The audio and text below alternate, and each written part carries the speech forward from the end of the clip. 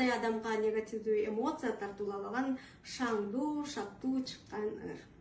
Ал эми сизге азыр минордук ырладан ырдап берейин. Бул муңдуу, көркөмдүү, лирикалуу келет. Баамдап көрүңүз.